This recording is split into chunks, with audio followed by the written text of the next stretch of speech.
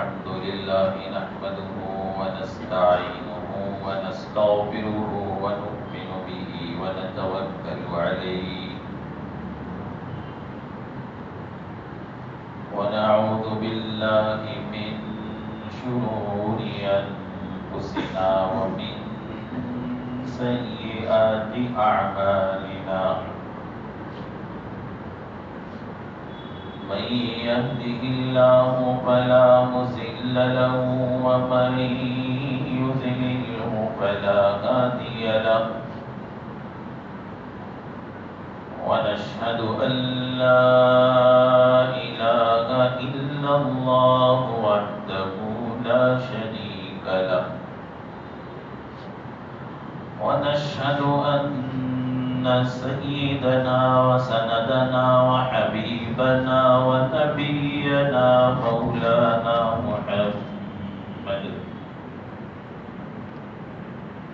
مولانا محمدا عبده ورسوله أرسله بالحق بشيرا ونذيرا وداعيا إلى الله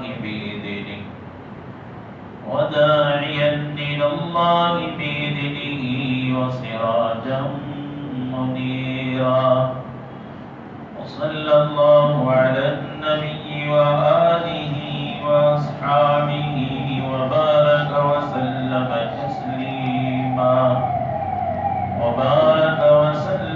تسليما كثيرا أما بعد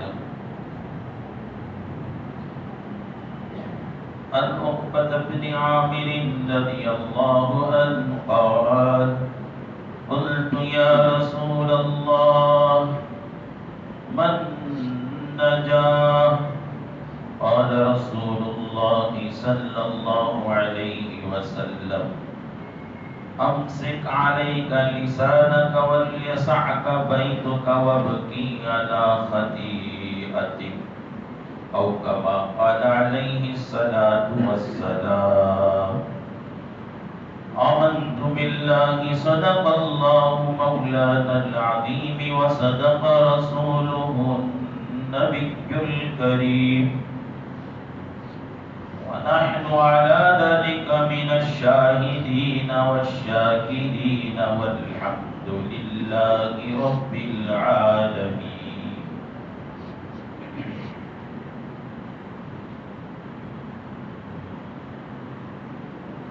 قابل احترام بزرگوں، قابل قدر ملت کے نوجوان بھائیوں، عزیز دوستوں،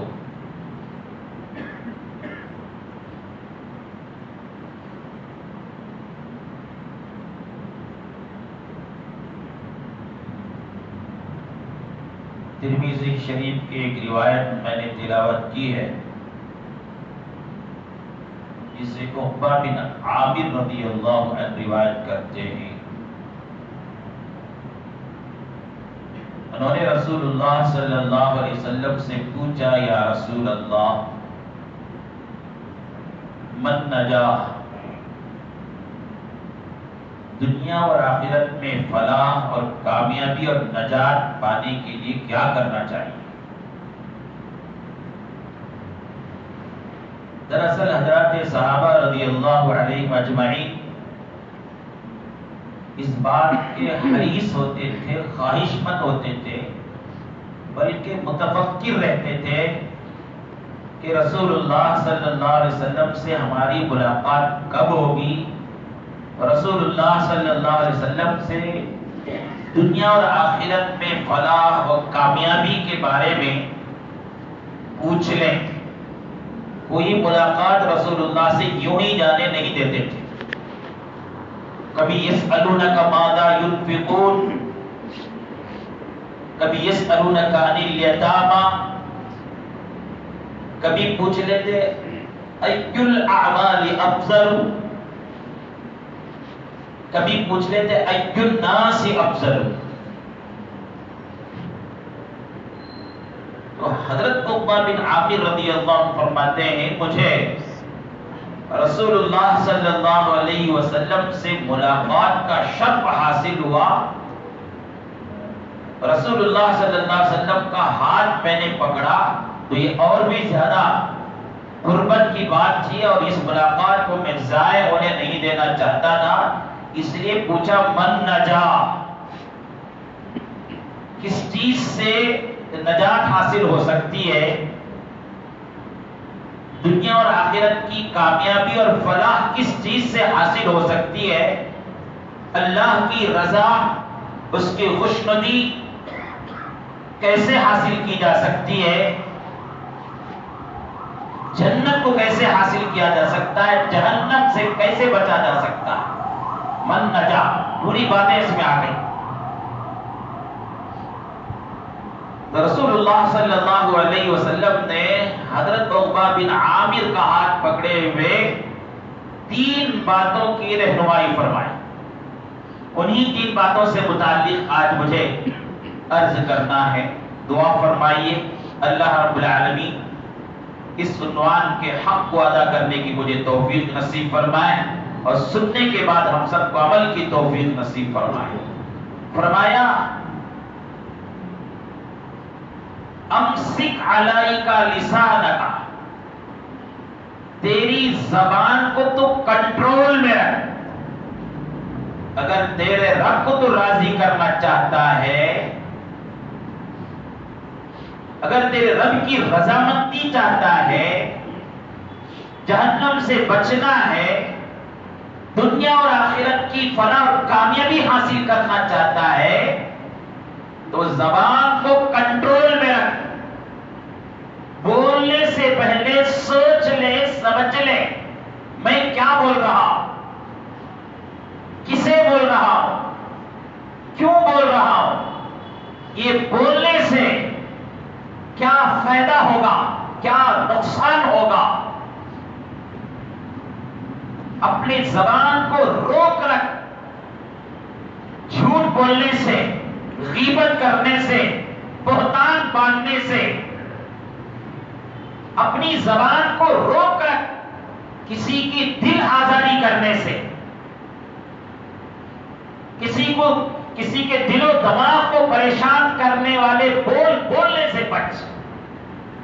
بولنے کا انداز یہ نہ ہو جس سے دل بے قرار ہو جائے سننے والے کا، جس سے سننے والے کا دل ٹوٹ جائے، ایسا نہ ہو، زبان کو روک رکھ۔ رسول اللہ صلی اللہ علیہ وسلم نے اصول ہی بیان کر دیا۔ بخاری مسلم شریف کی روایت ہے، من کان یؤمن باللہ والیوم الآخر فلیقل خیرا او لیسکت، جو اللہ پر اور آخرت کے دن پر ایمان رکھتا ہے، اس کے لیے چاہیے کہ یہ اصول بنا لے اپنی زندگی کا، بولے تو اچھی بات بولیں گے، فلیقل خیرا، بولیں گے تو اچھی بات بولیں گے، نہیں تو خاموش رہ جائیں گے، اور یسکت دونوں روایتیں، بولیں گے تو اچھی بات بولیں گے، نہیں تو خاموش رہ جائیں گے۔ یہ زندگی کا اصول بنا لو، کیونکہ اس زبان سے بہت مرتبہ ایسا ہوتا ہے، ایسی بات زبان سے نکال دیتے ہیں، زبان سے نکالتے وقت ہم کو پتہ نہیں ہوتا ہے، اور یہ بات اتنی بڑی ہے، اس بات کی وجہ سے میرے رب کی نگاہوں میں گر گیا، یہ بات نکالنے کی وجہ سے فلاں آدمی کو میرے طرف سے اتنی تکلیف ہو گئی۔ ہم تنہا جنگلوں میں زندگی نہیں گزارتے ہیں، گھر میں رہتے ہیں، خاندان میں رہتے ہیں، لوگوں کے ساتھ رہتے ہیں، کبھی کالج میں ساتھ رہتے ہیں، کبھی کمپنی میں، کبھی فیکٹریوں میں، کبھی کارخانے میں، کبھی ہم کو مالک کی حیثیت حاصل ہے، کبھی ہم کو جو ہے گھر میں باپ کی حیثیت حاصل ہے، کبھی سرپرست کی حیثیت، کبھی استاد کی حیثیت، کبھی شاگرد کی حیثیت، مختلف قسم کی حیثیت حاصل ہوتے ہیں، اور کبھی کبھی عہدہ گھر میں ملتا ہے، کبھی کبھی محلے میں، کبھی کبھی خاندان میں ایک مقام حاصل ہوتا ہے، کبھی پیسوں کی وجہ سے ملتا ہے، کبھی رشتے کی وجہ سے ملتا ہے۔ اب جب کبھی اس طرح کا مقام حاصل زبان چلاتے ہیں تو زبان کنٹرول میں نہیں رکھتے. اب گھر میں مثال کے طور پر آپ سسر کی حیثیت رکھتے ہیں اور اکثر گھروں میں سسر کی ایک حیثیت ہوتی ہے. گھر میں ساس کی حیثیت رکھتے ہیں اور اس کی ایک حیثیت ہوتی ہے. گھر میں ننند کی ایک حیثیت, شوہر کی ایک حیثیت, بھاوج کی حیثیت رکھتے ہیں. کبھی ان کو مقام, کبھی ان کو مقام, کبھی ان کا مقام بڑا رہتا ہے, کبھی ان کا مقام بڑا رہتا ہے. اور مقام اور مرتبے میں ہونے کی وجہ سے, پاور میں ہونے کی وجہ سے جس سے بات کرے اسے نیچا دکھا کر بات کرنے کا ایک طرز بنا لیا آپ نے. سوچتے ہیں کہ یہ بات بھی اگر اس طرح بولیں گے اچھی بات ہے, اس کو اس طرح بولیں گے تو ذرا اس میں طنز ہو جائے گا, ذرا اس کے دل کو ٹھیس پہنچے گا, بات بھی ہو گئی, دل کو تکلیف پہنچانا بھی ہو گیا. یہ طرز عام طور پر گھر میں عورتیں استعمال کرتے ہیں اور اسے ہنر سمجھا جاتا ہے. اچھی بات کہہ رہے ہیں لیکن طرز کر کے اس انداز میں کہ سننے والے کو معلوم ہے یہ بات کس وجہ سے مجھے کہہ رہا ہے, یہ مجلس میں بات کیوں اٹھائی جا رہی ہے, صرف اور صرف میرے دل کو اور دماغ کو ٹھیس پہنچانے کے لیے. کبھی کبھی نکاح کر کے لائی ہوئی بہو کو کچھ ساز و سامان ان کی گھر والوں کی طرف سے کم ملتا ہے. بولنے کا انداز کیا ہوتا ہے ان کے ساتھ, ان کے ساتھ سلوک کیسا ہوتا ہے, قدم قدم پر ان کو تانے دیے جاتے ہیں اور وہ ایک ہنر سمجھا جاتا ہے, دل توڑ کر بات کر دینا. سنیے, بخاری مسلم شریف کی روایت ہے کہ کبھی کبھی آدمی ایسے انداز میں بات کر دیتا ہے کہ اسے پتہ بھی نہیں چلتا. یہ اتنی بات ہو گئی, وہ صرف مجلس میں چند لوگوں کو ہنسانے کے لیے کہہ دیا. کبھی کبھی لوگوں کے سامنے پاور اور مقام دکھانے کے لیے کسی کو ذرا زیر کر کے, ذرا نیچ دکھا کے بات کر دیا, کبھی ذرا جھٹک کے بات کر دیا, اسے پتہ بھی نہیں ہوتا ہے. رسول اللہ صلی اللہ علیہ وسلم فرماتے ہیں ان العبد لا يتكلم بالكلمة ما يتبين فيها يزل بها إلى النار أبعد بين المشرق والمغرب.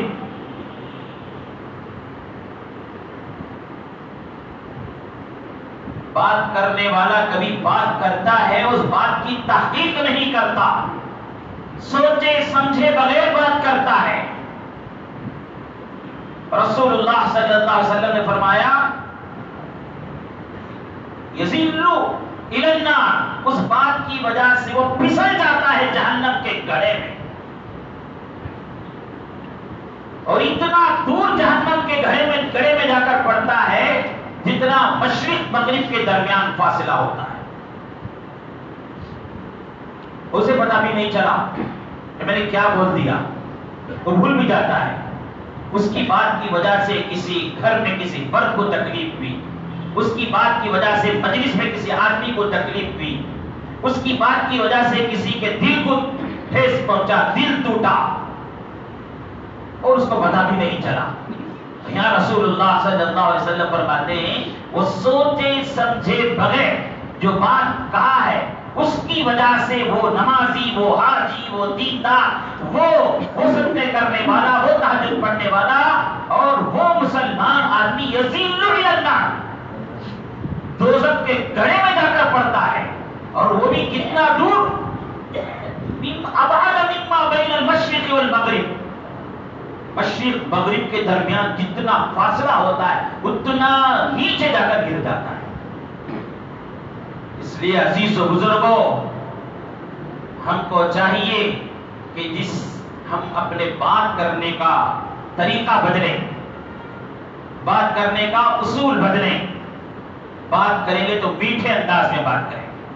جب کبھی سختی سے بات کرنے کی بات ہوتی ہے, جیسے ماتحت ہوتے ہیں, شاگرد ہوتے ہیں, اولاد ہوتے ہیں جن کی تربیت ہمارے ذمہ ہے, تو ان کے ساتھ الگ معاملہ ہے, ان کے ساتھ سختی کا طرز, سخت زبان اور ان کے لیے کچھ کڑوی کشیری بات کہنے کی اجازت ہو سکتی ہے تربیت کے لیے, صرف اور صرف تربیت کے لیے. کے علاوہ جب کبھی کسی سے بات کرنا ہے تو انداز میں مٹھاس لائیں، انداز میں پیار لائیں، کڑوا پن نہ ہو، سختی نہ ہو، اور ضرور ہم سوچ لیں، بزرگوں نے کہا تول مول کر بولیں، ایک مزاج بنائیں، پہلے تولیں۔ تولنے کا مطلب کیا؟ میں کیا بول رہا ہوں؟ مولنے کا مطلب کیا کہ بولنے سے اس بات کی کتنی قیمت ہوگی، قیمت لگے گی یا اور قیمت کم ہو جائے گی، تول مول کر بولنے کی عادت بنائیں۔ حدیث کی کتاب میں آتا ہے جب صبح ہوتی ہے بدن کے سارے اعضاء، بدن کے سارے اعضاء زبان سے خطاب کر کے کہتے ہیں اے زبان تو اللہ سے ڈر، ہم سب کے سب تیرے تابع ہیں۔ کیسے تابع ہیں؟ ہم کوئی بات کہہ دیتے ہیں تو اس کے بعد کیا ہوتا ہے؟ اس بات پر ہم عمل کرنا چاہتے ہیں تو ہماری زبان، ہماری آنکھ ہمارے تابع، ہمارے ہاتھ ہمارے تابع، ہمارے پیر ہمارے تابع، ہمارے دل و دماغ ہمارے تابع۔ کیوں؟ زبان سے میں نے بات نکالتی ہے۔ تو پورے جسم کے اعضاء زبان سے کہتے ہیں اتق اللہ فینا، ہمارے بارے میں تم اللہ تعالیٰ سے ڈرو، اگر تم درست رہے تو ہم سارے کے سارے اعضاء درست، اگر تو بگڑ گئی تو ہم سب کے سب بگڑیں گے۔ حضرت ابوبکر صدیق رضی اللہ عنہ ایک جلیل القدر صحابی ہیں، بڑا مقام حاصل ہے، آسمانوں میں آپ کے تعریف کے چرچے ہیں، نبی کے دوست ہیں، نبی کے بعد آپ کا مقام ہے۔ آپ کے بارے میں آتا ہے زبان پر کنکر رکھ لیتے تھے، زبان پر کنکر رکھ لیتے تھے۔ پوچھنے والوں نے پوچھا ابوبکر یہ کیا ہے زبان پر کنکر اتنا بڑا رکھے ہوئے؟ فرمایا کہ میں بولنے سے پہلے سوچتا ہوں کہ کنکر نکالوں کہ نہیں بولنے کے لیے۔ اگر زبان میں کنکر نہ رکھے، منہ میں کنکر نہ رکھو تو جو چاہے بولتا رہوں گا، جو چاہے بولتا رہوں گا، اور اچھی بات بھی ہوگی بری بات بھی ہوگی، اور زبان میں کنٹرول نہیں ہوگا، منہ میں کنکر رہے تو کنکر نکالتے وقت تک مجھے سوچنے کی مہلت مل جائے گی، میں اچھا کلمہ کہہ رہا ہوں برا کلمہ کہہ رہا ہوں، میرے اس بات سے دل کو ٹھیس پہنچے گی یا میرے دل میری وجہ سے کسی کو تسلی پہنچے گی۔ کیونکہ حضرت ابوبکر صدیق فرماتے ہیں کیونکہ یہ زبان انسانوں کو جہنم کے گڑھے میں پھینک دیتی ہے۔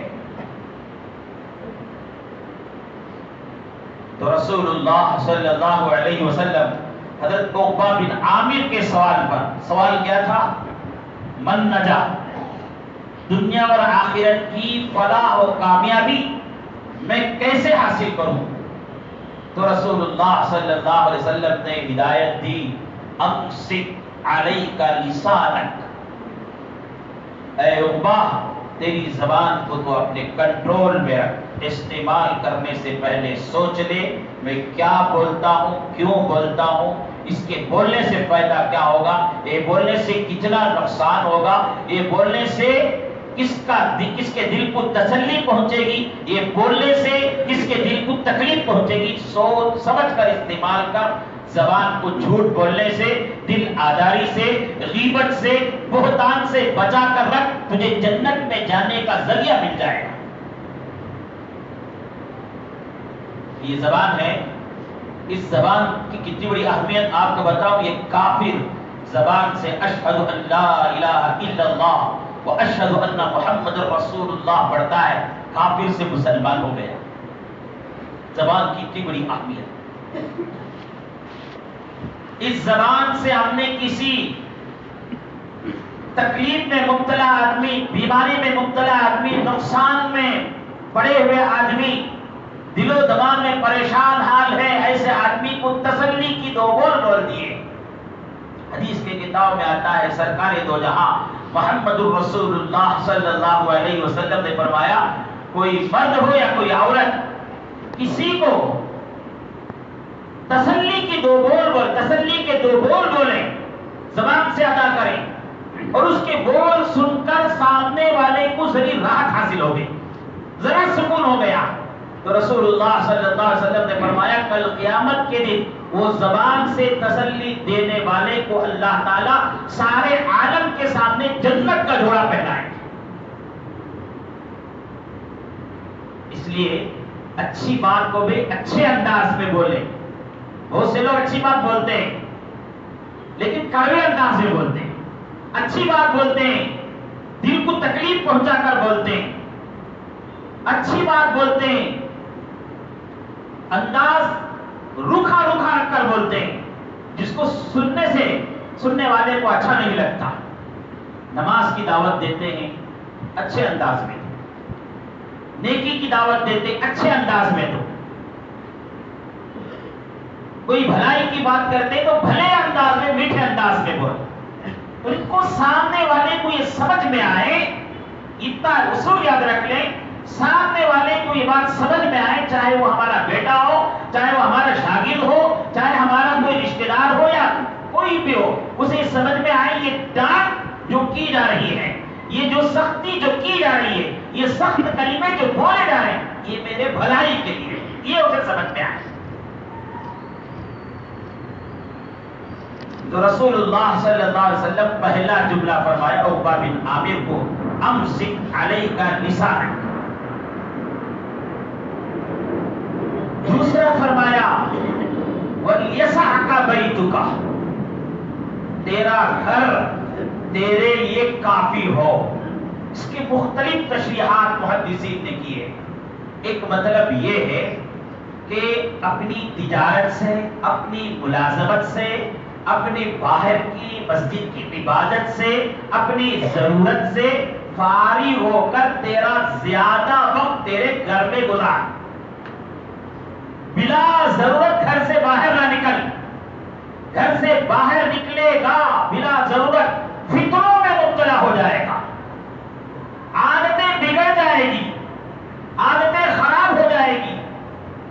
اپنی ضرورت سے فارغ وقت بازاروں میں، سڑکوں میں، چوراہوں میں بیٹھ کر گزارنے کے بجائے اپنے گھر کے اندر جا کر بیٹھ جا۔ خاص کر عورتوں کے اوپر نگرانی رکھو، عورتوں سے جا کر یہ بات کہو کہ وہ بلا ضرورت گھر سے باہر نہ نکلیں، اور گھر سے باہر نکلنا بھی ہے تو پورا جسم کو ڈھانپ کر اس انداز میں نکلیں کہ کسی کے لیے وہ شہوت کا مرکز نہ بنے، اس کا چہرہ، اس کا جسم، اس کا چلنے کا انداز، اس کا بولنے کا انداز، اس کے کھڑنے کا انداز کسی کو گناہ کا ذریعہ نہ بنے، وہ بلا ضرورت گھر سے نہ نکلے۔ خریداری کے لیے مرد ہیں بھائی، گھر میں خریداری کے لیے چھوٹی چھوٹی چیزوں کو گھر سے باہر نکل جانا اور فتنے کا ذریعہ سبب بنا دینا، یہ مسلمانوں کا طریقہ نہیں ہے۔ جب یہاں مردوں کو کہا جا رہا ہے وَلْيَسَعْكَ بَيْتُكَ،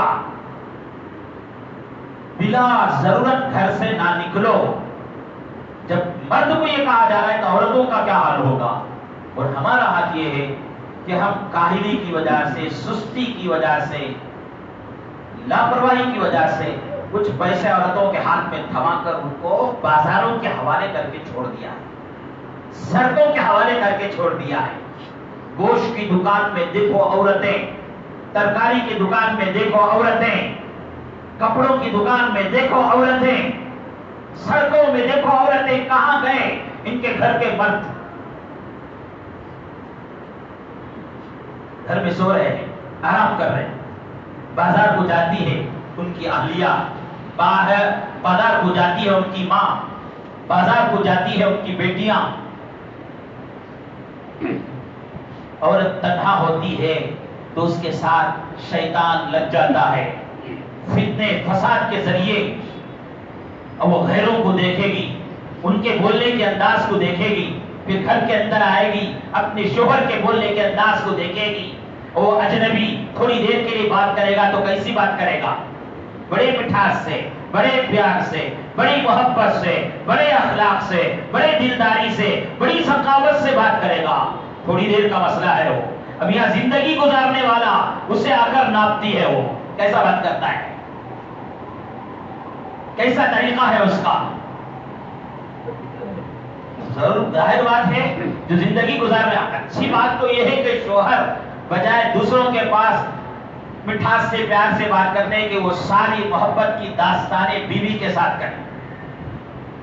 لیکن کیا کریں، اسے کبھی بازار کا ٹینشن ہے، کبھی دکان کا ٹینشن ہے، کبھی اسے گھر کے اندر کا، کبھی باہر کا مسئلے رہتے ہیں، کبھی ذرا وہ بات کرتا ہے تو وہ فوراً موازنہ کرتی ہے، وہ کتنا پیار سے بات کرتی ہے ہمارے پاس، انہوں کتنی محبت سے بات کرتی ہے۔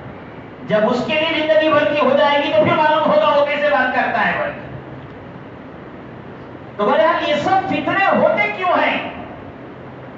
بلا ضرورت گھر سے نکلنے کی وجہ سے۔ ہم نہیں کہتے ہیں کہ ان کو قید کر کے رکھ دو، نہیں، ضرورت پڑی تو آپ ہے نا ساتھ لے کر نکلو، ضرورت پڑتی ہے تو آپ ساتھ لے کر نکلو۔ کیا خرید رہا ہے خریدو، تمہاری نگرانی میں ہو۔ بہرحال رسول اللہ صلی اللہ علیہ وسلم فرمایا وَلْيَسَعْكَ بَيْتُكَ، تیرا گھر تیرے لیے کافی ہو۔ نوجوان چھوکرے بھی سن لیں، نوجوان لڑکے بھی سن لیں، اپنا فارغ وقت گھر کے اندر گزاریں۔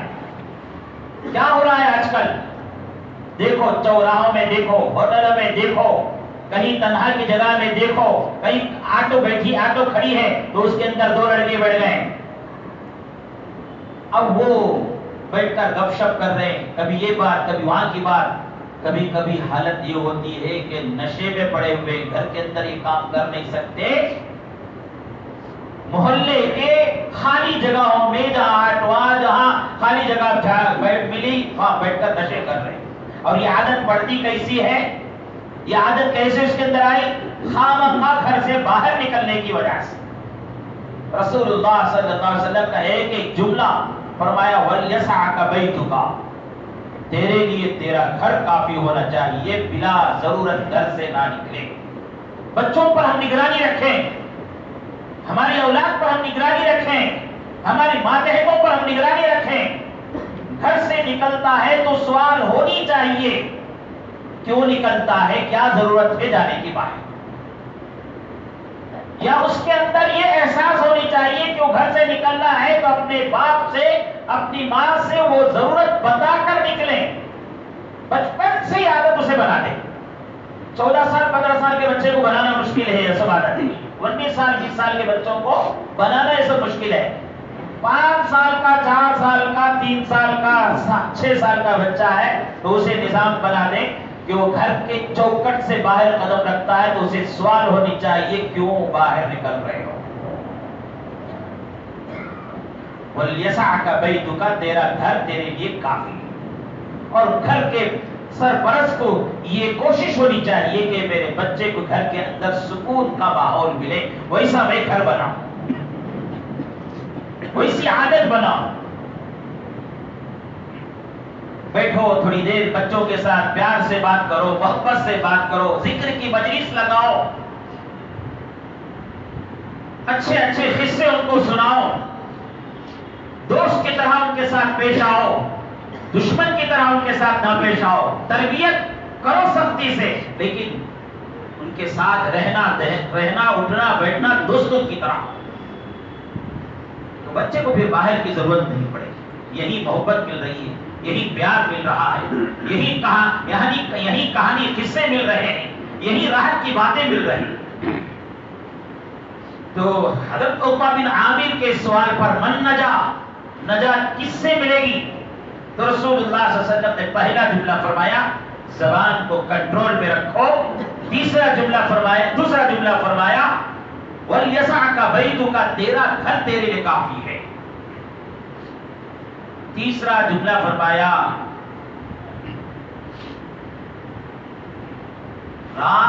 زندگی میں اپنے اعمال کو، اپنے خطاؤں کو یاد کر کے رونے کی عادت بناؤ۔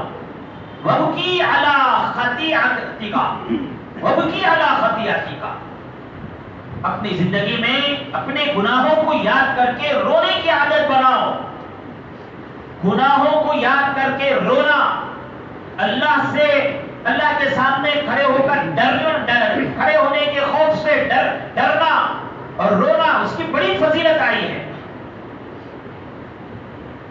رسول اللہ صلی اللہ علیہ وسلم نے فرمایا کوئی مسلمان مرد عورت کہیں تنہائی میں بیٹھ کر اپنے گناہوں کو یاد کر کے روتی ہے یا روتا ہے، اس کے آنکھ کے آنسو اس کے چہرے پر پڑتے ہیں، تو رسول اللہ صلی اللہ علیہ وسلم نے فرمایا اس چہرے پر جہنم کی آگ حرام ہو جاتی ہے۔ جس چہرے پر آنکھ کا وہ آنسو جو اللہ سے ڈرنے کی وجہ سے نکلا ہے۔ اور ایک روایت میں آتا ہے دو آنکھیں ایسی ہیں جس پر جہنم کی آگ حرام ہے۔ یہ ایک آنکھ وہ جو مسلمانوں کی جان و مال، عزت، آبرو کی حفاظت کے لیے سرحدوں میں کھڑے ہو کر مسلمانوں کی جان و مال کی حفاظت کرتے ہوئے جاگتی ہے، تو اس آنکھ پر جہنم کی آگ حرام۔ اور دوسری آنکھ وہ جو زندگی کے گناہ کو یاد کر کے اللہ کے سامنے کھڑے ہونے کے ڈر سے روتی ہے، تو اس آنکھ پر جہنم کی آگ حرام۔ اور ایک روایت سناتا ہوں، سنیے۔ رسول اللہ صلی اللہ علیہ وسلم نے فرمایا کوئی بندہ بندی اللہ کے ڈر سے، جہنم کے خوف سے، اپنے گناہوں سے کپ کپا کر آنکھوں سے آنسو نکالتی ہے، تو اس کا جہنم میں جانا ایسا ہے جیسا دودھ کے تھن میں دوبارہ دودھ چلا جانا۔ بکریا اور اونٹنی کے دودھ کے تھن میں جیسا ایک بار دودھ نکل گیا تو پھر دوبارہ اندر نہیں جا سکتا، اسی طرح وہ بندہ وہ بندی جو اللہ کے ڈر سے رونے کی عادت بنا لیتے ہیں، اپنے گناہوں کو یاد کر کے رونے کی عادت بنا لیتے ہیں، ان کا جہنم میں جانا ممکن ہی نہیں ہے۔ اس لیے ہم کو چاہیے ایک دن میں ایک مرتبہ، ہفتے میں ایک مرتبہ، مہینے میں ایک مرتبہ کسی تنہائی میں بیٹھ کر اپنے زندگی کے گناہوں کو یاد کر کے، موت کو یاد کر کے، جہنم کے آگ کو یاد کر کے رونا چاہیے، آنسو بہانا چاہیے۔ یہ تین چیزیں پھر آگے فرماتے ہیں۔ ادھر رسول اللہ صلی اللہ علیہ وسلم جب ملتے تو حضرات صحابہ فوراً کوئی نہ کوئی بات پوچھ کر کے دنیا اور آخرت کی فلاح کامیابی حاصل کر لیتے، اور رسول اللہ کی بھی طرف ہوتی تو فوراً کوئی نہ کوئی بھلائی کی بات بتا دیتے تھے۔ عقبہ بن عامر کہتے ہیں میں ایک مرتبہ رسول اللہ کی خدمت میں گیا تو رسول اللہ میرے ہاتھ کو پکڑ لیے اور فرمایا عقبہ کیا میں تجھے وہ ان تین سورتوں کے بارے میں نہ بتاؤں، ان 3 سورتوں کے بارے میں نہ بتاؤں جو تورات میں بھی نازل ہوئی، انجیل میں بھی نازل ہوئی، زبور میں بھی نازل ہوئی اور قرآن میں بھی نازل ہوئی؟ فرمایا رسول اللہ ضرور بتائیے، میری جان آپ پر فدا ہے، آپ ضرور بتائیے۔ رسول اللہ صلی اللہ علیہ وسلم نے فرمایا عقبہ قل هو اللہ احد کا سورہ، قل اعوذ برب الفلق کا سورہ، قل اعوذ برب الناس کا سورہ کو لازم پکڑ لو، کوئی رات ایسی نہ گزرے جو یہ پڑھے بغیر تو سویا۔ پوری روایت ایک ہی ہے، فرمایا کوئی رات ایسی نہ گزرے جو یہ 3 سورتیں پڑھے بغیر تو سو گیا اور رات گزر گئی۔ کبھی سو گیا، یاد آ گئے تو رات میں اٹھے تو فوراً پڑھ لو، اور پڑھنے کے لیے وضو کی بھی ضرورت نہیں ہے، قرآن چھونے کے لیے وضو کی ضرورت ہے، قرآن پڑھنے کے لیے وضو کی ضرورت نہیں۔ تو قل هو اللہ احد، قل اعوذ برب الفلق، قل اعوذ برب الناس کے سورے کو پڑھتے رہو، اور اس کو کبھی نہ بھولنا، رسول اللہ صلی اللہ علیہ وسلم تاکید فرماتے ہیں، اور کوئی رات ایسے نہ گزرنا جسے پڑھے بغیر گزر جائے۔ عقبہ بن عامر کہتے ہیں میں اس دن سے لازم پکڑ لیا، کبھی بھی کوئی رات ایسی نہیں گزرتی 3 سورتوں کو پڑھے بغیر۔ صرف ان 3 سورتوں کی فضیلت جو تفسیر کی کتابوں میں اسے بیان کر دوں۔ قل هو اللہ کی سورت کے بارے میں آتا ہے کوئی آدمی سورت کو 3 مرتبہ پڑھتا ہے، 3 مرتبہ پڑھتا ہے تو یہ قرآن پڑھنے کا ثواب ملتا ہے۔ اور رسول اللہ صلی اللہ علیہ وسلم نے فرمایا یہ 3 سورتیں 3 مرتبہ صبح میں، شام میں 3 مرتبہ پڑھ لیں۔ کتنے مرتبہ؟ صبح میں 3 مرتبہ، شام میں 3 مرتبہ پڑھ لیں تو تفسیر کی کتابوں میں حدیث کے حوالوں سے بیان کیا گیا ہے ہر شر سے ہر جادو سے، ہر جنات کے اثرات سے، ہر بلا سے وہ محفوظ ہو جائے گا۔ ہماری حالت یہ ہوتی ہے جادو ہو جانے کے بعد، جنات کے اثرات ہو جانے کے بعد، بیماری میں مبتلا ہو جانے کے بعد، تکلیف میں مبتلا ہو جانے کے بعد لوگ آ کر درخواست کرتے ہیں دعاؤں کی، وہ بھی اچھی بات ہے، کم از کم اب تو بھی توفیق ہو گئی۔ لیکن عقل مندی یہ ہے، عقل مندی یہ ہے کسی کا جادو ہمارے پر ہونے سے پہلے، بیماری میں مبتلا ہونے سے پہلے، بلا مصیبتوں میں مبتلا ہونے سے پہلے، تکلیف اور نقصان میں مبتلا ہونے سے پہلے اس کے لیے حفاظت کے لیے دیوار کھڑا کر دیں، یہ عقل مندی ہے۔ اور رسول اللہ صلی اللہ علیہ وسلم نے عقبہ بن عامر کو کہہ دیا یہ 3 سورتوں کی تلاوت اپنی زندگی میں معمول رکھو، صبح میں 3 مرتبہ، شام میں 3 مرتبہ پڑھ لو، ہر بلا سے نجات ملے گی۔ اور یہ سورت کی، ان 3 سورتوں کی خصوصیت یہ ہے آسمانی 4 کتابوں میں بھی یہ سورت نازل ہوئی ہے۔ پھر رسول اللہ صلی اللہ علیہ وسلم سے حضرت عقبہ بن عامر سوال کرتے ہیں اعمال میں سے فضیلت والے اعمال بیان کرو۔ پھر رسول اللہ نے 3 جواب دیا، انشاءاللہ میں آئندہ جمعہ اسے بیان کروں۔ اب دعا فرمائیے کہ اللہ تعالیٰ جو باتیں کہی گئی ہیں اس پر ہم سب کو عمل کی توفیق نصیب فرمائے۔ آخر میں آپ سب حضرات کے سامنے اعلان ہے